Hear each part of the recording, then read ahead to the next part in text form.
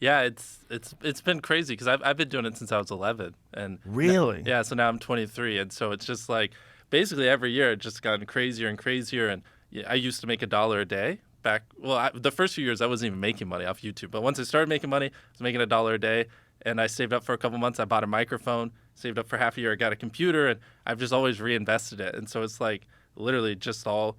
I mean, I was like as awkward as they came, no money, no nothing, and I just basically just obsessed over YouTube every day for a decade. Are your first episodes available? The 11 when you were 11 years old?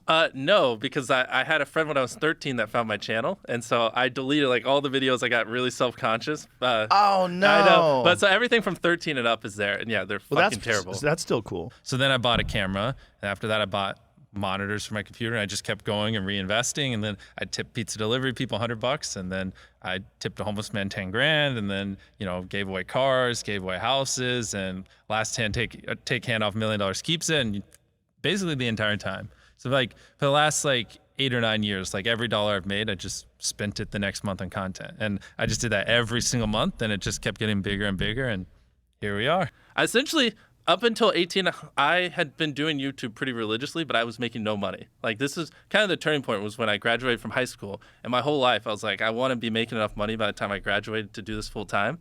And I wasn't. I was still only making a couple $100 a month. So I graduated high school, and my mom was like, either move out or go to a community college. And I didn't have enough money to move out, but I hated school with a passion. But she forced me to go to community college, and that was the worst thing ever. Like that made me hate life, like borderline suicidal. I just can't stand like having to just sit there and listen to this dumb stuff and listen to some teacher read out a book. So what I did was I would act like I was going to community college, but I would just work on videos in my car and edit and stuff like that. I had straight zeros. And so now the clock had started because once my mom found out, I was screwed. Were you aware of that? Like that you're running a risk? Yeah, exactly. Yeah. And so I would act like I was going to college that whole time, but I wasn't. And I didn't have enough money to move out. And that was kind of when I was just like 15 hours a day, all in. I was like, I'm fucked if this doesn't work. And I had some videos pop off. I couldn't tell you which ones, but I had a month where I made 20 grand because I just had some videos just do really, really well. And then I came home and I was like, yeah, I haven't been going to college, and I moved out the next day. My mom almost had a heart attack because she didn't understand YouTube or anything back then, and she was like, man, this guy's gonna work at McDonald's. I wasted all this time. Like I invested 18 years, and this is what I get. I think that's like one of the things about the way you do content is so many people will be like, all right, I'll count to 10,000, which like is still hard. Yeah. Right. But you count to 100,000, which like you can click through it and it's so brutal. Yeah. I can do it right now if you want me to. No, I think we're good. I can show you. We'll rename it How to Count to 100,000. That would be the podcast. But like how you could count to 1 million. Like where I would have. I mean, I actually ended up counting to 200,000 to 300,000. And then my next step was 1 million. But then the channel started to do well. And I was like, okay, maybe there's a better use of my time. Well, so that's my question is like, how do you think about how far to push it? Yeah. Like is that something you actually calculate in your brain? Like, I think this is enough. Well, weirdly enough, I enjoy pushing myself. So it's kind of just like, what do I think is the actual upper limit of what I can do? And then let's 2x it. When I did those endurance challenges, like counting to 100,000, watching like a short little video for 10 hours straight, or like walking a marathon in the world's largest shoes, I know that like at that halfway point, I'm going to regret doing it. I'm gonna be so miserable, and I'm gonna be like, what the hell am I doing? And everything in my body's gonna tell me to quit. But I also know my brain's logical, and it's going to go, well, you just invested all this time. If you quit now, it's for nothing. And I like to get myself in those positions because I know I won't back out, even though I know I'm going to be miserable. It's like a weird trick. But like when I'm at 50,000 and I'm like, it's 20 hours in, I know I still have 20 more hours left. And I'm like, I don't want to do this. And my brain and everything wants to quit. But I know at the end of the day, it's going to go, but opportunity cost, you're already here. So you might as well keep going. And like, that's such a good feeling that when I finally do finish, it feels so rewarding. Like, dang, we did that. Yeah. Know? I also wanted to ask you, so you have this amazing feeling you finish it. When you finished counting to 100,000, did you think like, I know this is going to go big? No, I definitely didn't. No, and that's the thing. Like now, when we upload a video that we spend a lot of money on, I usually have a pretty good feeling how it'll do. Back then, I was just like praying. I was like, please, someone like watch these videos. Like I just dropped out of college and I'm screwed. Like I don't really Let this have been worth it. Yeah. What was like going through your mind? What was that feeling when you put it out there and you start seeing the views go? Yeah. That's a hard one. I gotta dig deep in my memory for that one. I mean, it was definitely pretty crazy. Honestly, it was a little, for that video in particular, it was a little like, a lot of people were calling me dumb. So it was a little like, oh, do they mean that like in a funny way or like I'm dumb?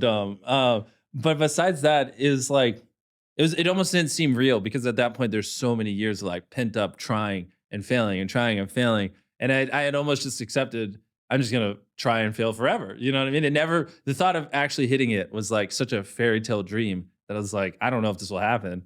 Because I was like, I started when making videos at 11 and I was probably like 19. So that's like 8 years of just nonstop failing. So yeah, it felt like it didn't feel real. It's like, oh, so this is what's supposed to happen? Yeah. And then, now the treadmill starts where you're like, well, frick, like, are people just not going to watch the next video? Am I going to be irrelevant? Am I, it's just 15 minutes of fame, blah, blah, blah. And then you have all these like fears and stuff. Were there other people when you were growing up making YouTube videos?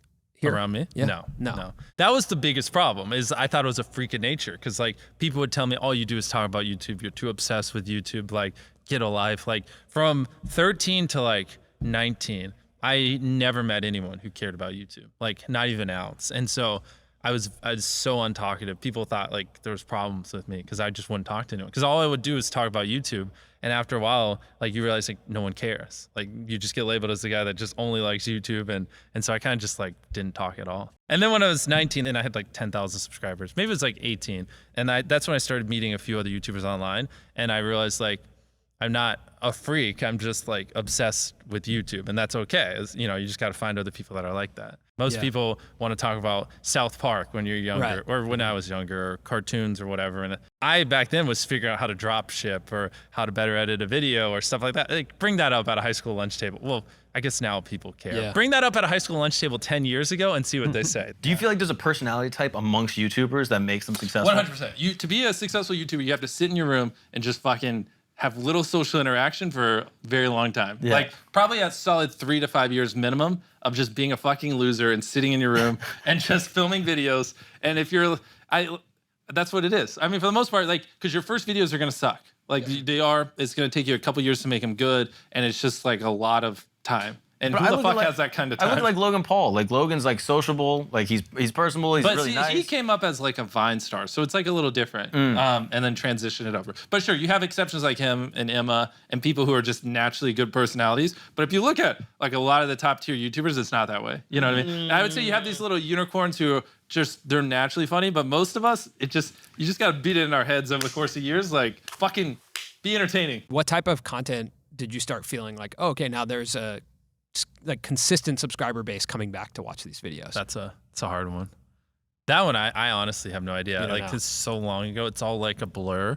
Like I just remember like making videos and I remember being like, dang, like everyone's telling me like you're stupid. You're very awkward. Like why would you make it? There's millions of people trying, and I just remember being like, I don't know, I just like it. I'm gonna do this or I'm gonna die trying kind of thing. 'Cause also I was a big pussy back then, but so after just grinding year after year, there's probably some blur between when I was 17, 18, 19, somewhere in there. It just started to get a little bit of views. You know what I mean? So I'm curious, growing up, you're the same person that you are today. And obviously like you're very successful now. Yeah. But you weren't good at school, right? Yeah. Did you like consider yourself a smart kid? Oh, heck no. You did not? No, not even remotely close. I mean, it's funny because back then, I would have thought I was just an idiot. But in reality, obviously, as we all know, to me, the subjects were just very boring and not interesting. And I mean, I couldn't pay attention for the life of me. But if it's something I'm very fascinated in, then, it's easy for me to sink 14 hours straight. But as bad as it is to say, like, figuring out where to put a comma in a sentence or a semicolon, like, I don't know, that stuff just put me to sleep. And my grades were pretty terrible. And then my mom was very sad. And it was a pretty weird time because obviously I wasn't intelligent enough when I was younger to express like, this isn't like things that I enjoy. And like, even if I devoted my entire soul to it, I don't think I would have done well, just because like, if you don't love what you do, then you're always just going to be mediocre at it, in my opinion. You know what I mean? Right. So there was no element of like trying to prove to people that like, I actually am smart. No. Like that just didn't even. No, it It was just kind of, well, actually, this is kind of funny. So today's like October 5th. October 5th, when I was like 16 or whatever, or maybe even younger, 15, I made a bunch of videos and scheduled uploaded them for the future. So Right. you're talking, it's about, you know, me back in those days. Now I was more thinking about what will the future be? And I was like, okay, who cares if I do bad in school? Like this has no impact. Like even back then I would look at it and be like, yeah, college helps you make a little bit of money, but where I want to be in life, a college degree doesn't really matter. And like those are more of the things going in my head. Like, what will the future be? How do I build towards that? And school was never really a part of it, which is kind of a waste of time, to be honest. Yeah. I'm talking about how comfortable you are looking into a camera and just having a conversation with foreign nobody. experience. Yeah. That is a weird thing to do, That was the only social interaction I had in my entire life. It's probably which is experienced it at a surprising different- to me. Yeah, that was the problem back then, is that I could talk to a camera like crazy, More but than you could talk to people. yeah, I couldn't talk to people. It was That was literally your practice. when I go Yeah. to social gatherings, or like my teachers, like they would legit be like, "Is he deaf?" Like they would ask my mom that, like, because I just wouldn't talk in class or like anything, as you get so beat in your head that like no one gives a flying fuck what you think about or like what you care about YouTube. Yeah. That's like you just don't even talk, and then after a while you just get used to not talking, and that was kind of my life back then, which is weird. Wow. Even those phone calls every night were probably huge for That's you. when it came out. When I met these other fucking psychopaths. That's when my entire life changed. Thank you for bringing it up. When I met these 4 other YouTubers, 10K subscribers, that's when my whole life flipped on its head. And I went from like, I was 19, or no, I wasn't 19. I was probably like 17, 18. And I was like, I went from like, I just don't know how to speak. I hate people. People are the worst on the fucking planet. I feel like a loser, to like, oh my God, like these guys are Talking great. is fun. Yeah, and Yeah, like yeah. it's not like, oh, I'm talking an hour a day. Yeah. It's like 0 to 18 hours a day talking to these Yeah, people. yeah. Like I fit in. I Yeah. found my people. So what happened was I met these 4 guys who all were just like, they just made great titles and thumbnails, but horseshit videos. Horrible, horrible, horrible videos. Like they're just the lowest of the lowest effort, and they would just do the minimum amount of work possible to get as many views as possible. And I'm the opposite. You're I'd doing make all the the- best videos possible, but I had no idea how to clickbait. Interesting. So then you just like throw us in a room, and they would just be like, bro, these thumbnails are dog shit. What the fuck are you doing? And I'd be like, well, your content's dog shit. And then I taught them how to make good content. They taught me how to make good videos. And all of a sudden, it was the missing pieces. We all blew up together. Wow. And yeah, we talked none of us, like we had 3 college dropouts, a high school dropout, and a guy who like literally worked at McDonald's. None of us had friends. None of us fit into society. And the second we all met each other, we were like, that's it.